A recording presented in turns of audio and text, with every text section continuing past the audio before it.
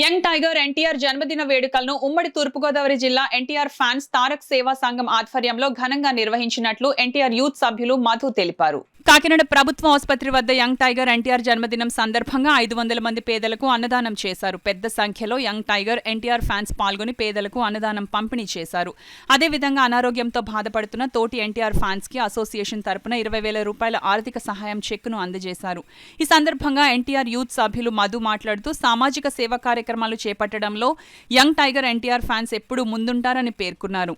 ఈ కార్యక్రమంలో young tiger NTR state coordinator Bhaskar Chowdary, Rayudu Babji, జిల్లా సెక్రటరీ కసిరెడ్డి శివనాయుడు, ఉమ్మడి తూర్పుగోదావరి జిల్లా ప్రెసిడెంట్ కాకినాడ శ్రీను, ఎన్టీఆర్ యూత్ సభ్యులు మధు, కామేష్, దావీదు పెద్ద సంఖ్యలో యంగ్ టైగర్ ఎన్టీఆర్ ఫ్యాన్స్, నగర ప్రముఖులు పాల్గొన్నారు.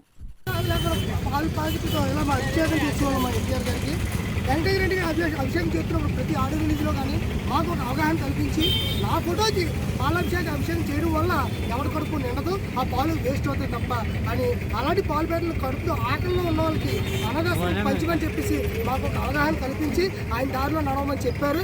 అదేవిధంగా దాన్ని మేము స్ఫూర్తిగా తీసుకొని ఎన్టీఆర్ గారి మాటల్లో ఆయన అడుగుల్లో నడుస్తూ ఈరోజు Kakinada GGH government general hospital ద్వారా ఎంతోమంది పేషెంట్లు అనేక రోగాలతో వస్తారు. వాళ్ళకి సక్రమంగా తిండి అనేది దొరకదు. ఇది దాన్ని ఎంచుకొని మేము ఒక 500 మందికి కడుపు నిండుగా భోజనం పెట్టడం జరిగింది.